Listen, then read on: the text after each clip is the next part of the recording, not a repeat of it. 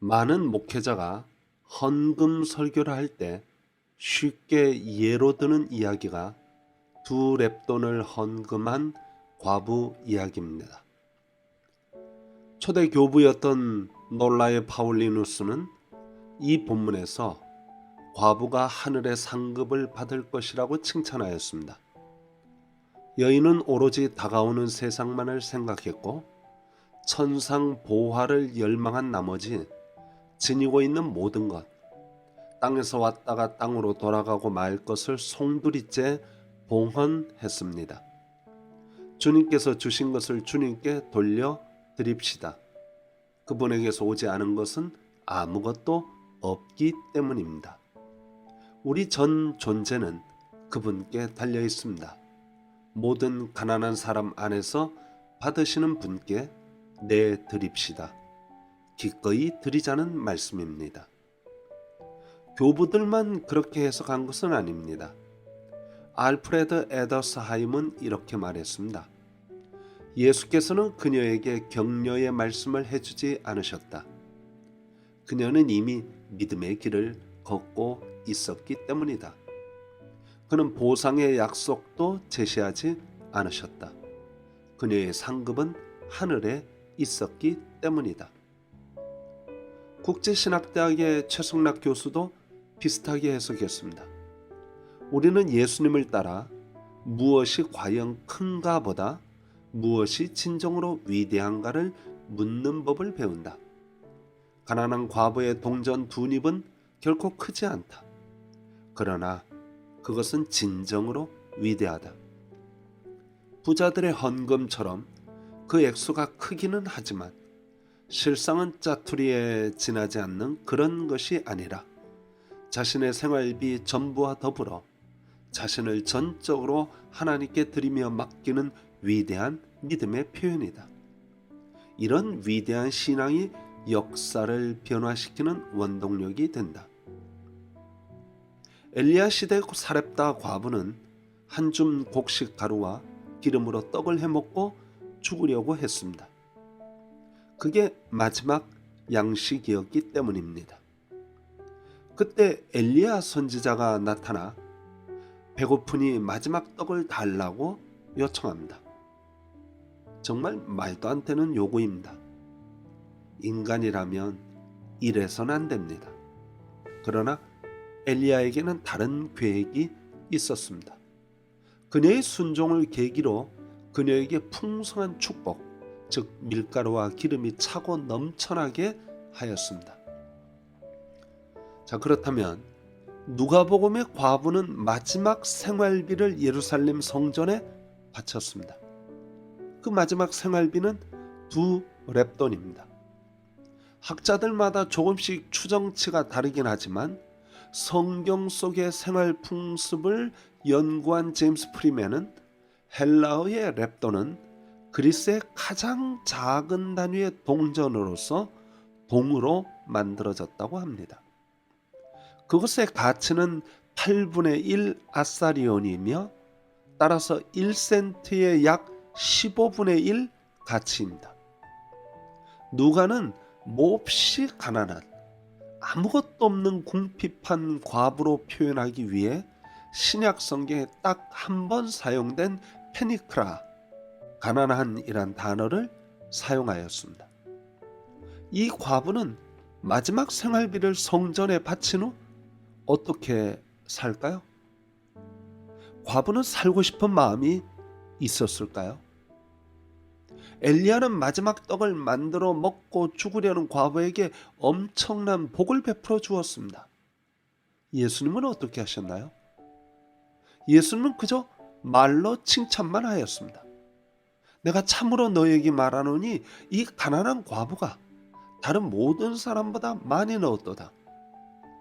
저들은 그 풍족한 중에서 헌금을 넣었거니와 이 과부는 그 가난한 중에서 자기가 가지고 있는 생활비 전부를 넣었느니라 하시니라. 그 다음에 뭐 없습니까? 그녀에게 생활비를 좀 보태주었다거나 제자들을 시켜서 그녀를 도와주었다거나 복을 베풀어 주었다는 이야기가 있어야 하지 않나요? 저는 예수님께서 설마 그녀가 마지막 생활비 전부를 바쳤는데 모른 척 외면하지 않았으리라고 믿고 싶습니다. 그런데 누가는 그런 뒷이야기를 기록하지 않았습니다. 왜냐하면 누가가 지금 하고 싶은 말은 그게 아니었기 때문입니다. 누가의 의도를 연구하려면 앞뒤 구절을 살펴보아야 합니다. 우리가 먼저 알아야 할 것은 누가가 쓸 당시에는 장과 절을 구분하지 않고 썼습니다. 누가복음 20장 마지막 절은 이렇게 쓰여 있습니다. 긴 옷을 입고 다니는 것을 원하며 시장에서 문안받는 것과 회당의 높은 자리와 잔치의 윗자리를 좋아하는 서기관들을 삼가라. 그들은 과부의 가산을 삼키며 외식으로 길게 기도하니 그들이 더 엄중한 심판을 받으리라 하시니라. 예수님은 과부의 가산을 착취하는 서기관을 아주 신랄하게 비판하였습니다. 그리고 과부의 헌금 바치는 이야기가 나옵니다. 그 다음은 성전을 무너뜨리는 이야기가 나옵니다. 어떤 사람들이 성전을 가리켜 그 아름다운 돌과 헌물로 꾸민 것을 말하며 예수께서 이르시되 너희 보는 이것들이 날이 이르면 돌 하나도 돌 위에 남지 않고 다 무너뜨려 지리라. 데이빗 갈란드는 이 장면에서 예수님은 취약한 과부들을 수탈함으로써 자기 자산을 불리는 사람들 혹은 그런 과부들을 무시하는 사람들에게 마지막으로 한번 크게 타격을 가하신다고 하였습니다. 김덕중 교수는 앞에서 서기관과 과부가 비교되고 여기서는 부자와 과부가 대조되고 있음을 지적합니다. 약하디 약한 과부의 재산을 삼키는 종교 지도자들과 약한 과부를 돕기보다는 사람들에게 뽐내기 위하여 많은 돈을 헌금하는 부자와 생과 사의 갈림길에서 생활비 전부를 바치는 과부를 대조합니다. 그러므로 조엘 그린 교수는 예수님의 말씀은 칭찬도 포함되긴 했겠지만 오히려 약한 과부의 마지막 동정까지 집어삼키는 종교 시스템과 지도자들에 대한 날카로운 비판과 함께 과부의 모습을 보면서 탄식하는 것이라고 해석하였습니다.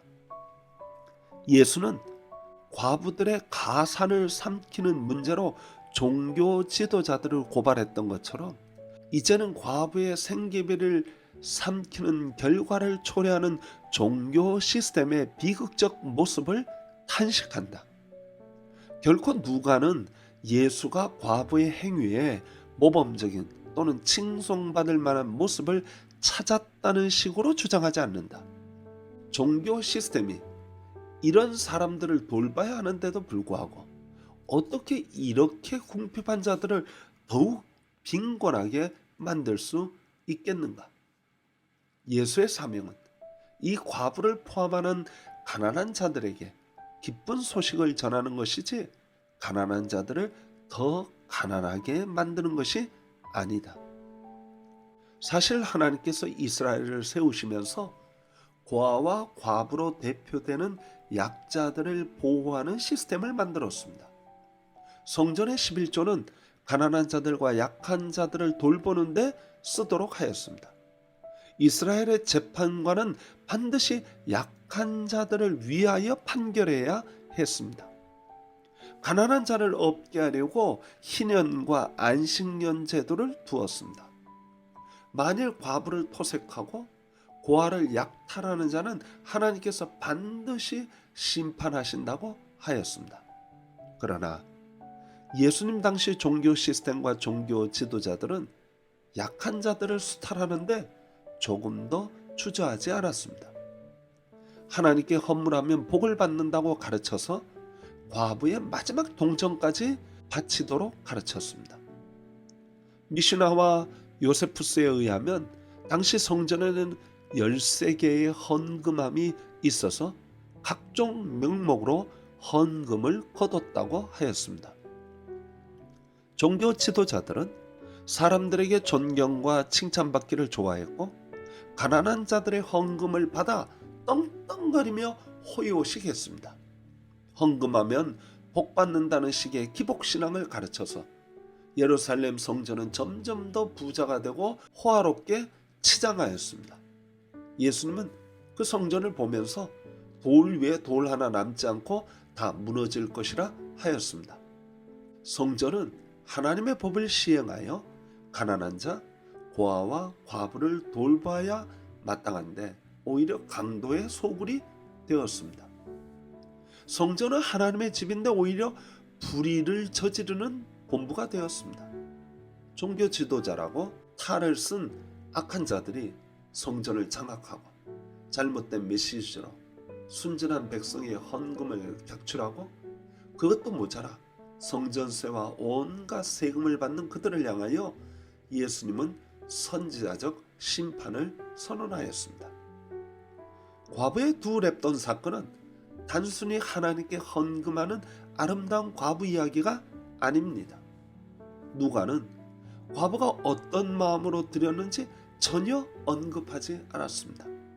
중요한 것은 그게 아니었기 때문입니다.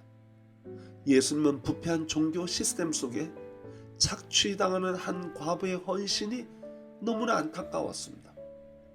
그리고 이 성전이야말로 무너져야 한다고 선언하셨습니다.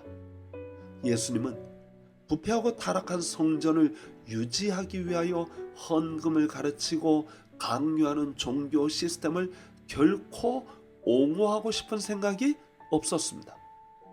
예수님은 하나님의 뜻을 온전히 시행하여 약한 자들과 고아와 과부를 돌보는 제대로 된 하나님의 성전이 다시 세워지기를 간절히 소망하셨습니다. 감사합니다.